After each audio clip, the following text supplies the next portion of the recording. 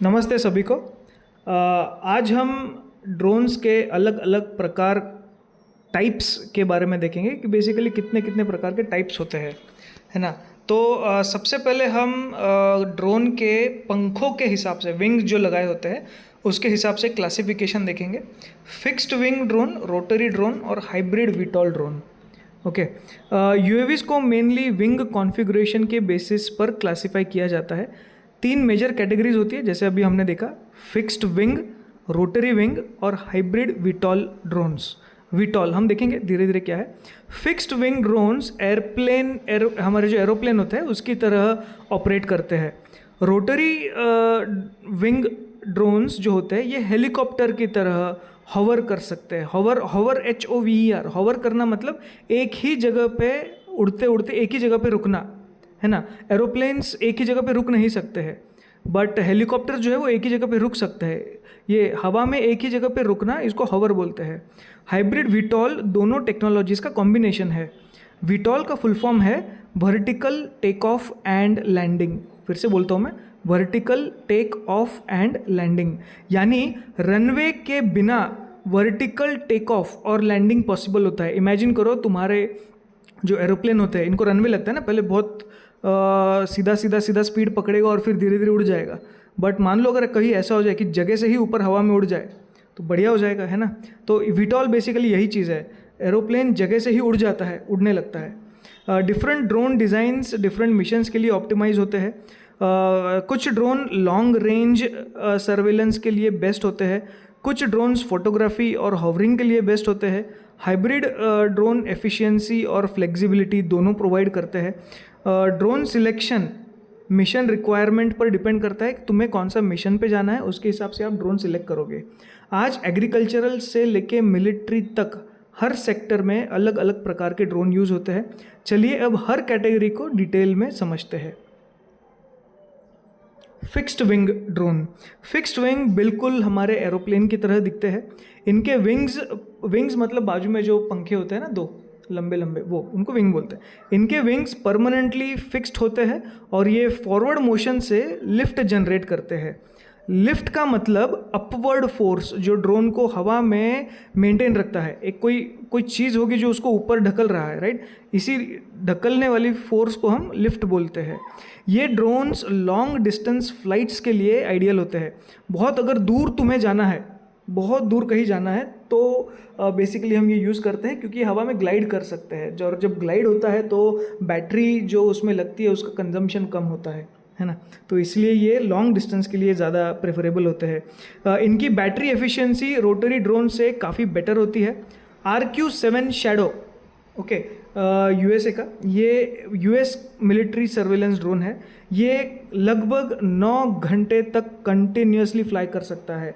Imagine करो, 9 घंटे तक कंटिन्यूसली फ्लाई करना मतलब मिलिट्री के लिए ये एक सोना हो गया।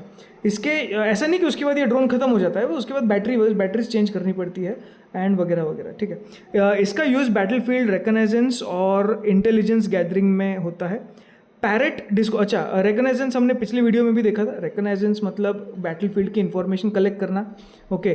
किसी एक पर्टिकुलर टारगेट को फॉलो नहीं किया जाता है इसमें, एक पर्टिकुलर जगह जो हमें पहले नहीं कभी देखी है, ऐसे जगह पे अगर हमें इंफॉर्मेशन चाहिए तो ये यूजुअली रिकॉग्निजेंस किया जाता है, ओके। ये बहुत छोटी ड्यूरेशन के लिए होता है। सर्वेलेंस जो है ये बहुत लंबे ड्यूरेशन के लिए होता है, और एक सर्वेलेंस में एक पर्टिकुलर टारगेट को फॉलो किया जाता है, ठीक है। पैरेट डिस्को एक कंज्यूमर फिक्स्ड विंग ड्रोन था, designed for FPV flying, first person view flying. हमने पिछली वीडियो में देखा था FPV क्या है ना। FPV यानी first person view. Pilot goggle या स्क्रीन पर लाइव कैमरा फीड देख सकता है, ओके, उसको हम बोलते हैं FPV। DRDO रुस्तम 1 इंडिया का इंडिजिनस UAV प्रोजेक्ट है। इंडिया ने खुद ने पूरा का पूरा ये ड्रोन बनाया है, ओके। फिक्स्ड विंग ड्रोन्स को यूजुअली रनवे या लॉन्चर की ज़रूरत होती है। ये ड्रोन्स मतलब एक ऐसा छोटा सा रनवे लगता है कि जिसमें वो एक अपनी स्पीड पकड़ेगा और फिर धीरे धीरे हवा में उड़ेगा, जैसे हमारे एरोप्लेन उड़ते हैं वैसे। ये ड्रोन्स एग्रीकल्चर मैपिंग, सर्वेइंग और बॉर्डर सर्वेलेंस में वाइडली यूज़ होते हैं। इनका मेजर एडवांटेज है लॉन्ग एंड्योरेंस और हाई स्पीड कवरेज। एंड्योरेंस मतलब कितने देर हवा में वो टिक सकता है, इसको बोलते हैं एंड्योरेंस, ठीक है। चलिए next, rotary wing drone. Rotary wing drones helicopter की तरह दिखते हैं। रोटर्स फास्ट स्पिन करके लिफ्ट जनरेट करते हैं। लिफ्ट मतलब वही ऊपर की तरफ जो फोर्स आता है जिसकी वजह से हमारा ड्रोन हवा में उड़ता है। इनका बिगेस्ट एडवांटेज है हॉवरिंग कैपेबिलिटी। एक ही जगह पे रुक के वो एक ही जगह पे काफ़ी देर तक रुक सकते हैं, इसको बोलते हैं हॉवरिंग कैपेबिलिटी। एरोप्लेन नहीं रुक सकता है ना। हॉवरिंग का मतलब एक जगह हवा में स्टेबल रहना। DJI फैंटम दुनिया का मोस्ट पॉपुलर कैमरा ड्रोन में से एक आता है। इस ड्रोन ने एरियल फोटोग्राफी को मेन स्ट्रीम बना दिया। DJI Mavic 3 advanced cinematic drone है विथ पावरफुल कैमरा सिस्टम। इसमें ऑब्स्टेकल अवॉइडेंस सेंसर भी होते हैं। ऑब्स्टेकल अवॉइडेंस का मतलब ड्रोन ऑटोमेटिकली ऑब्जेक्ट डिटेक्ट करके कोलिजन अवॉइड कर सकता है। जैसे उसको दिखा अरे कुछ तो भी टकराने वाला है मुझसे, तो वो तुरंत अपना राइट या लेफ्ट लेके वो कोलिजन अवॉइड कर देगा। तो ऐसे सेंसर्स उसमें मौजूद है। InDrones एक इंडियन ड्रोन कंपनी है जो इंडस्ट्रियल ड्रोन सॉल्यूशंस प्रोवाइड करती है। रोटरी विंग ड्रोन इंस्पेक्शन और वीडियोग्राफी के लिए परफेक्ट होते हैं। इंस्पेक्शन मतलब क्या होता है कि अगर मान लो एक कंपनी है, उसकी बहुत बड़ी चिमनी है ना। चिमनी इंस्पेक्शन एक बहुत बड़ा ये होता है, किसी भी कंपनी में इंपॉर्टेंस होता है। तो जब भी चिमनी इंस्पेक्शन होता है तो कंपनी को कुछ देर के लिए बंद होना पड़ता है, ऑपरेशंस बंद करने पड़ते हैं, तो इसमें कंपनी का नुकसान है। बट जब हम ड्रोन्स यूज़ करते हैं इंस्पेक्शन के लिए, ड्रोन्स में कैमराज लगे होते हैं। ड्रोन्स बिना कंपनी को रुकाए या छुट्टी लिए पूरा इंस्पेक्शन कर सकता है। सो ये बहुत बड़ा एडवांटेज कंपनी के लिए हो जाता है, बहुत पैसे बच जाते हैं, है ना।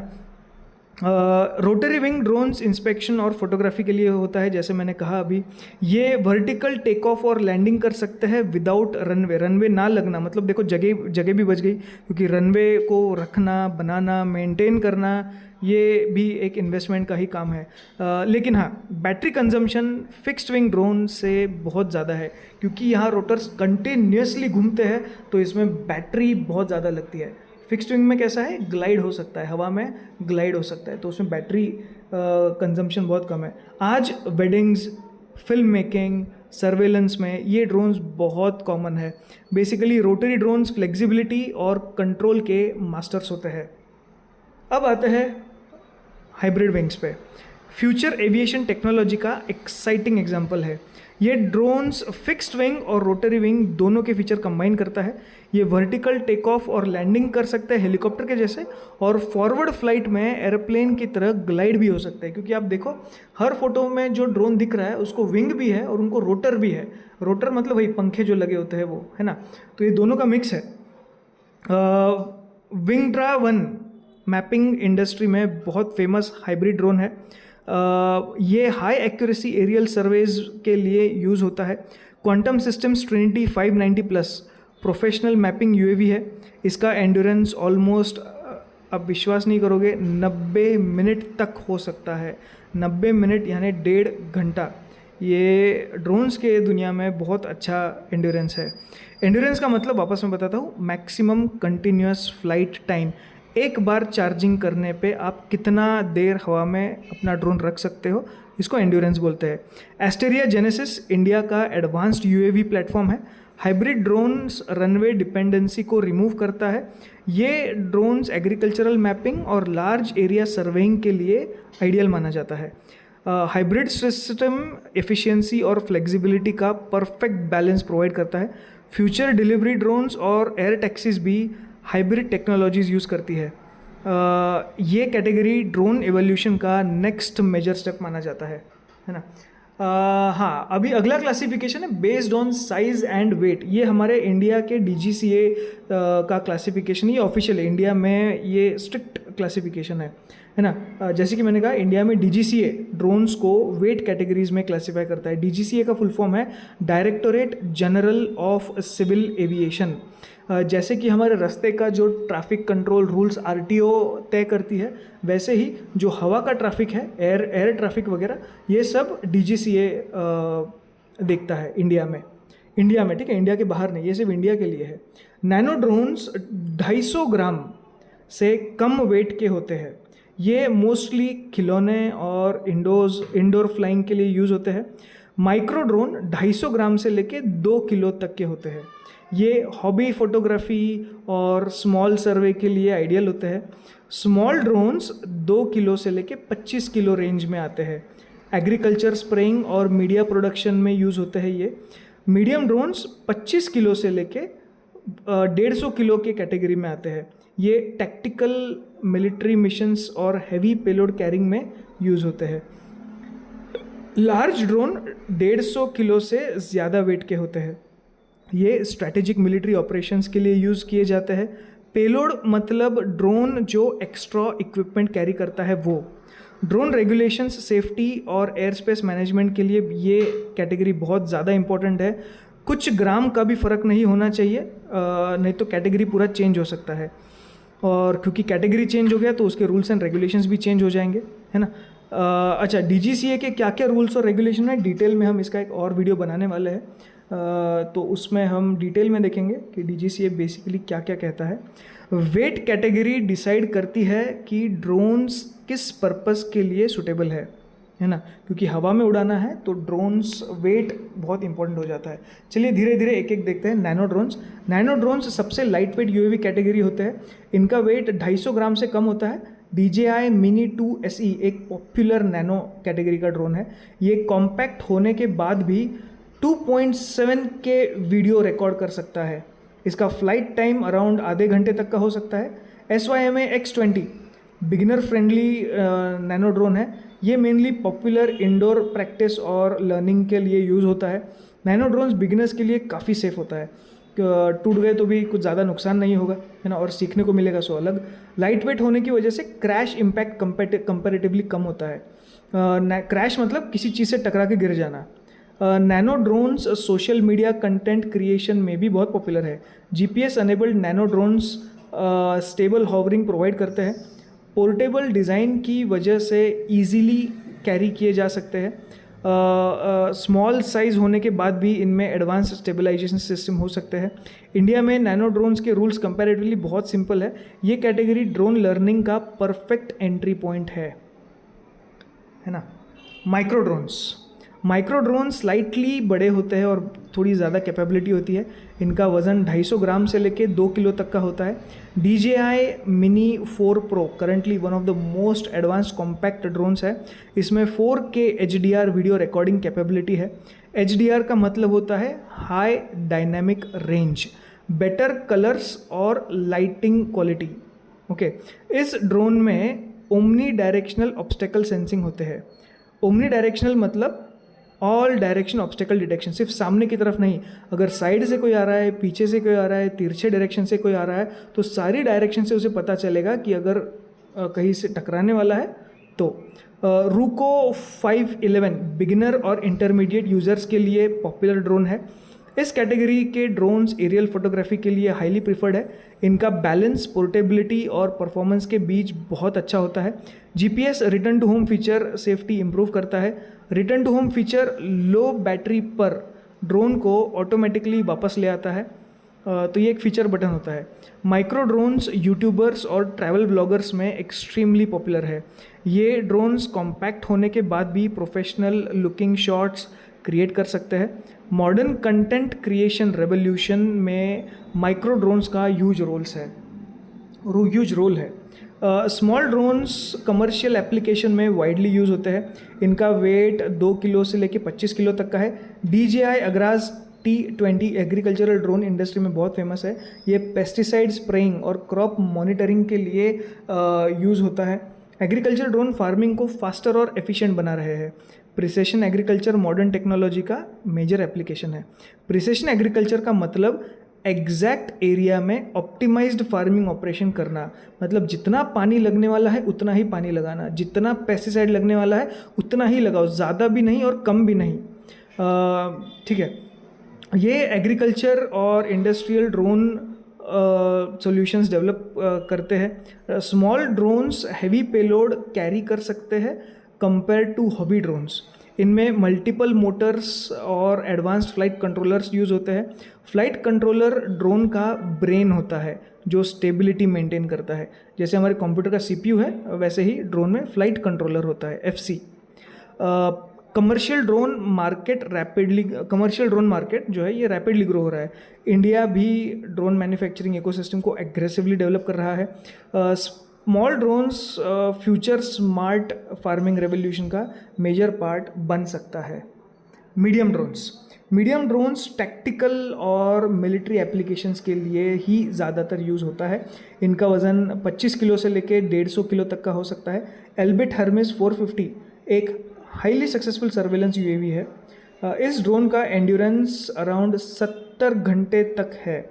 Long endurance drone large area monitoring efficiently perform कर सकते हैं। एंड्योरेंस का मतलब वापस मैं बता देता हूँ। एंड्योरेंस मतलब ज़्यादा देर तक या जितने भी देर तक हवा में रह सकता है उसको एंड्योरेंस बोलते हैं। हर्मेस 450 बॉर्डर सर्वेलेंस और इंटेलिजेंस मिशंस में वाइडली यूज़ होता है। DRDO रुस्तम 2 इंडिया का एडवांस्ड मेल यूएवी प्रोजेक्ट है। MALE बोल रहा हूँ मैं, मेल मतलब वो मेल फीमेल वाला मेल नहीं। यहाँ पे मेल का फुल फॉर्म है मीडियम एल्टीट्यूड लॉन्ग एंड्योरेंस। हम देखेंगे आगे, ठीक है। फिर से बोलता हूँ मैं, मीडियम एल्टीट्यूड लॉन्ग एंड्योरेंस। इसका मतलब drone medium altitude but long duration missions perform कर सकते हैं। रुस्तम 2 सैटेलाइट कम्युनिकेशन और एडवांस्ड सेंसर्स यूज़ करता है। ये ड्रोन रिकग्नाइजेंस और इलेक्ट्रॉनिक इंटेलिजेंस मिशंस के लिए डिज़ाइंड है। इलेक्ट्रॉनिक इंटेलिजेंस एनिमी कम्युनिकेशन और रडार सिग्नल्स मॉनिटर करता है। Medium UAV strategic defence capabilities को इम्प्रूव करते हैं। इंडिया इंडिजिनस यूएवी डेवलपमेंट में रैपिडली प्रोग्रेस कर रहा है। ये ड्रोन्स मॉडर्न मिलिट्री सर्विलेंस का बैकबोन बन रहे हैं। अभी large drone strategic military operations के लिए यूज़ किया जाता है। इनका वज़न 150 किलो से ज़्यादा होता है। Northrop Grumman global hoc world का मोस्ट एडवांस्ड सर्वेलेंस ड्रोन्स में से एक है। ये ऑलमोस्ट हमने पहले भी देखा था 60,000 फीट एल्टीट्यूड पर ऑपरेट कर सकता है। इसका एंड्योरेंस मतलब हवा में रहने की कैपेबिलिटी 30 घंटे से भी ज़्यादा है। मतलब एक पूरा 24 घंटे होने के भी ऊपर वो हवा में रह सकता है। Global Hawk satellite level surveillance capability provide करता है। ये ह्यूज जोग्राफिकल एरियाज मॉनिटर कर सकता है in a single mission. HAL Ghatak India का स्टेल्थ UCAV प्रोजेक्ट है। UCAV, जी हाँ लिख लीजिए, इसका फुल फॉर्म है unmanned combat aerial vehicle. Stealth technology radar detection को रिड्यूस करती है। ओके, जो रडार एनिमी हमारा रडार अगर पकड़ ले और नहीं हम चाहते कि पकड़े तो स्टेल्थ टेक्नोलॉजी एक्चुअली जो है वो यूज़ कर सकते हैं। घातक future autonomous combat aircraft concept का एग्जांपल है। लार्ज यूएवी आर्टिफिशियल इंटेलिजेंस और एडवांस्ड एवियोनिक्स सिस्टम यूज़ करते हैं। एवियोनिक्स मतलब एयरक्राफ्ट का जो इलेक्ट्रॉनिक सिस्टम होता है, ठीक है, उसको बेसिकली एवियोनिक्स बोला जाता है। फ्यूचर वॉरफेयर इंक्रीजिंगली अनमैन्ड और AI ड्रिवन होती जा रही है। Large drones represent the highest level of modern UAV technology, है ना। और भी बहुत क्लासिफिकेशन है, ये वीडियो हम यही ख़त्म करते हैं। अगली बार हम देखेंगे रेंज के हिसाब से और कैसे कैसे क्लासिफिकेशंस है, ठीक है। तब तक के लिए ड्रोन टेक्नोलॉजी में शामिल रहिए। Thank you.